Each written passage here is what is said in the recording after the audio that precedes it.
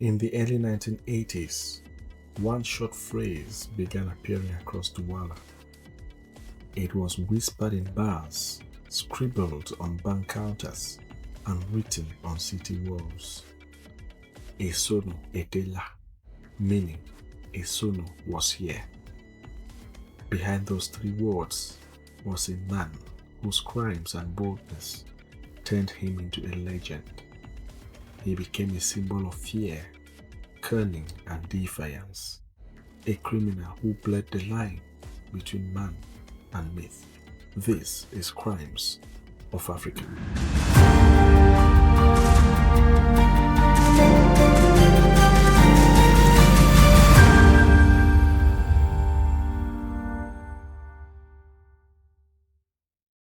Hello and welcome to another episode of Crimes of Africa. Today we take you deep into the heart of Douala, a city of bustling markets, hidden passageways, and whispered fears, where ambition and anxiety collided in the shadows. Here, a seemingly ordinary bank, a quiet street, and a simple note will ignite a legend that sent shocking waves across the nation. This is the story of Essono, a tale of audacity, fear, and a name that would echo long after the man behind it vanished.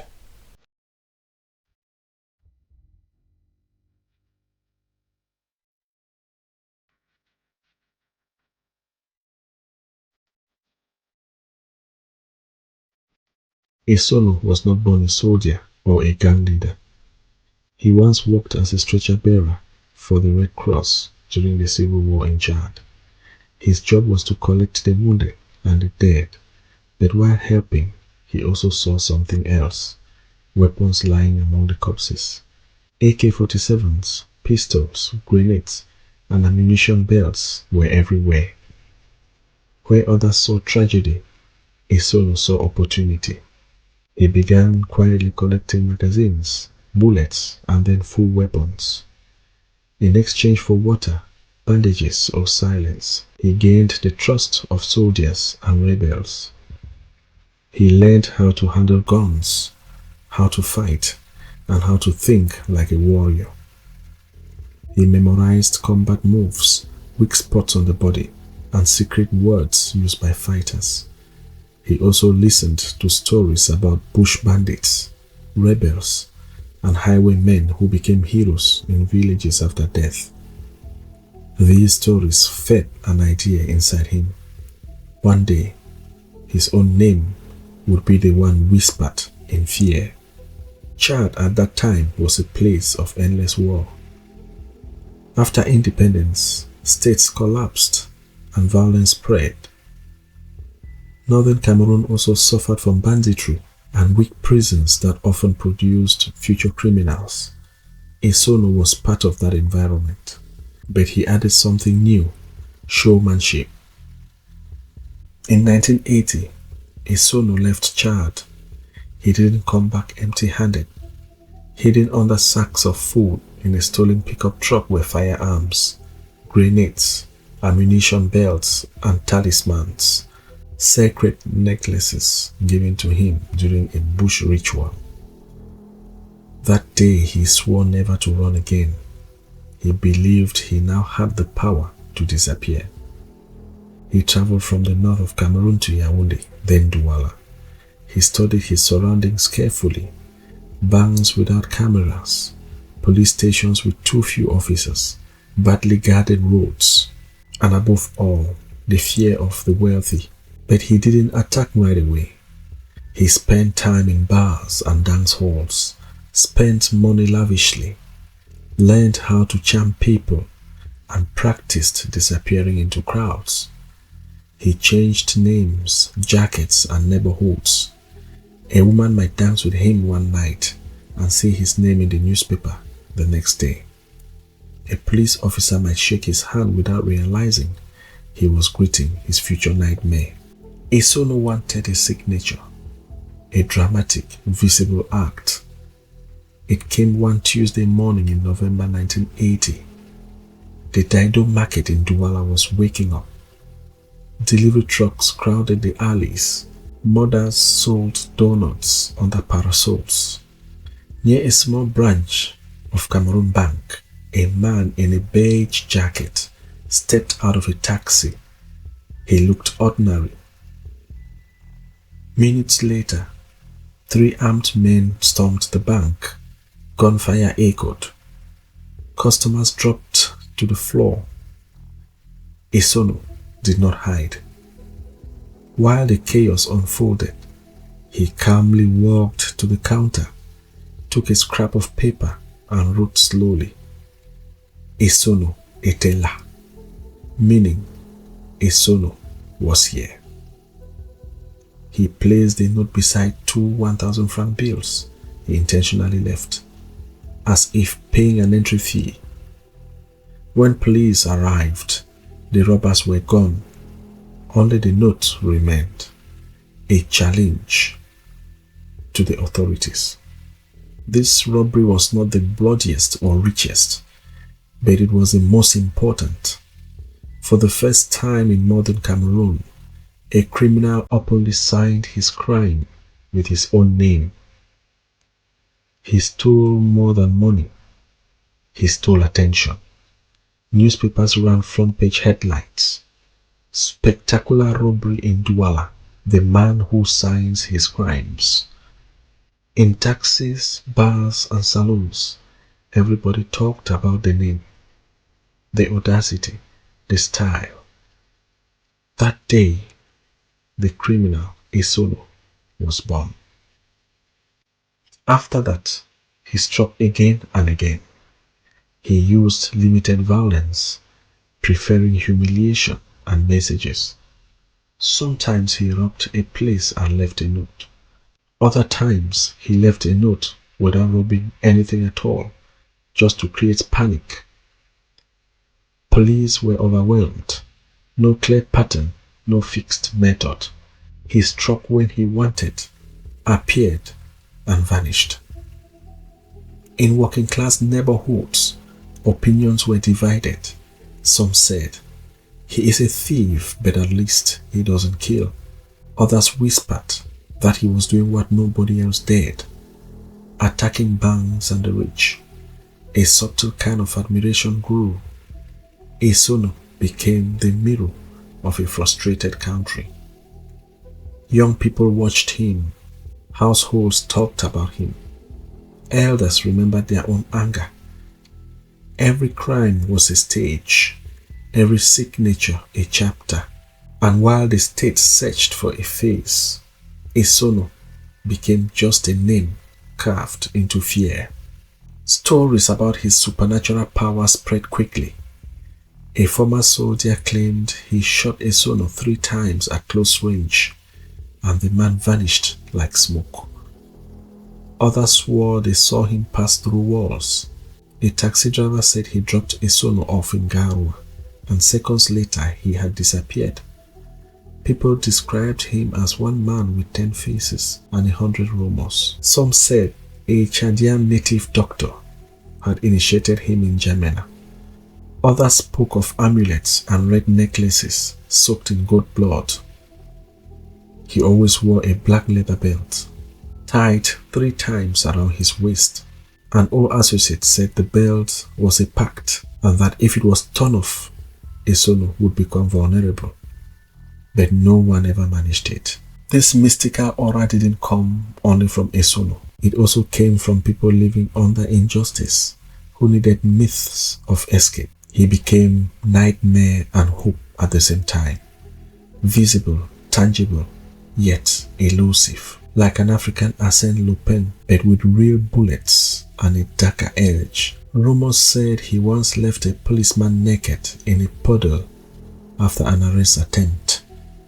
Others claimed safes opened by themselves when he sat nearby, or that he walked on fire without burning. Maybe these were lies or drunken stories, but there were too many, and silence always followed his name. Isuno had grown up in a region where wars were not just military, but spiritual. Death was also a message. He saw generals bless weapons and soldiers pour milk on the ground before fighting. He learned fear didn't need to be logical to work. He cultivated mystery carefully. Every silence was a tool. every rumor a weapon. Whether he truly had mystical powers or was just very clever no longer mattered. By now, Isuno had become larger than life, a name whispered like a charm, an invisible presence. By 1982, his presence in Douala was expected. People checked streets twice when his name appeared on a wall. Newspapers dedicated columns to him. Bank managers slept with one eye open. Taxi drivers drove faster through dark alleys. Everyone spoke of him, but no one had ever pinned him down. His operations became more ambitious.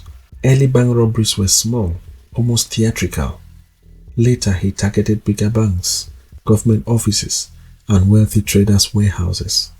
He planned carefully, sometimes even announcing his intent with graffiti or hints in a bar. He rarely used unnecessary violence. His true genius was psychological domination. The fear, the spectacle, the myth. One famous incident happened in Bonaberi. A bank had installed a new alarm system. Isuno watched for weeks, studied its weaknesses, and befriended a night guard. On the night of the robbery, he entered unnoticed, disabled the alarm with precision, and left a note on the teller's counter. Bonne chance la prochaine fois, Essono, meaning better luck next time, Essono. No money was taken. Police were baffled. It wasn't a mistake, it was a warning. He was reminding the city who controlled fear. As months became years, his reputation merged with legend. Mothers warned their children, behave or Isuno will take you away. Graffiti with his name appeared in impossible places. He was feared and admired. In a society marked by corruption, poverty, and weak law enforcement, Isuno exploited every flaw. People feared him, yet some secretly saw him as a rogue hero for the marginalized. Stories of his escapes were endless. One night, police cornered him in a warehouse. When they entered, he was gone, leaving only a note. La prochaine fois, apporte plus d'amis, Isuno, meaning next time, bring more friends, Isuno. Another rumor said he vanished into the Douala River, protected by charms. Whether true or not, he had turned himself into a force, a legend built on timing, daring, and cunning. By 1986, the city had changed. Bars, markets, and vendors spoke in hushed tones about him. The myth was complete. A man everywhere and nowhere, real yet ghostly, feared yet revered. He had transcended crime. He had become a symbol. Then, as suddenly as he appeared, he vanished. After his last confirmed robbery in 1986, nobody knew where he went. Some believed he returned to Chad. Others said he died in a hidden skirmish. But his name remained in Douala's corridors, and stories passed down through generations. Even in absence, his presence influenced culture. Young men copied his style, not his crimes, but his audacity and cleverness. Storytellers added new chapters. One tale said he could slip into a locked house, drink palm wine, and leave without a footprint. Another described him hiding inside a hollow oil barrel to escape police. His legend reached music, graffiti, and film. Hip-hop artists referenced him in songs about street smarts. Filmmakers told stories of an untouchable figure in Cameroon's underworld. Essono had become a reminder that wit and courage could challenge authority even in an unfair world. One of the most famous escape stories took place near the Wuri River. Police believe they had trapped him in a warehouse. When they stormed in, they found it empty but saw clues, a broken window latch, muddy footprints, and a note reading, "Trop lang, Bonne chance la prochaine fois, Isuno, meaning too slow, better luck next time, Isuno. Rumors said he swam across the river at night into the mangroves. Even people who disliked criminals admitted they admired his ingenuity. His bank robberies were lessons in strategy, observation, and patience. He did not rely only on force or luck. He relied on knowledge, timing, and psychology. He used fear like a scalpel. By the early 1990s, the police had mostly stopped active searches. He was untouchable, not because of supernatural skills, but because of the fear and respect he commanded. His myth had grown so much that people wondered if he was a man, a spirit, or a symbol of rebellion. Some say he lived quietly in his final years, maybe in Chad or a remote part of Cameroon, far from attention. Others believe he helped local communities secretly, a final act of subtle justice. Decades later, the name Isuno still carries weight, whispered in alleyways and celebrated in stories. Isuno's legacy is complicated. He was a criminal, but also a master of perception, a creator of myth, and an enduring figure in Cameroon's cultural imagination. Where most criminals fade away, Isuno's legend grew larger with each retelling. He is remembered not only for what he stole, but for his brilliance, cunning, and audacity. A ghost in the streets, a name forever etched in Douala's history. Essono's story is about more than robberies and escapes. It is a story of fear, legend, and the dark truths that can hide behind a name whispered in the streets.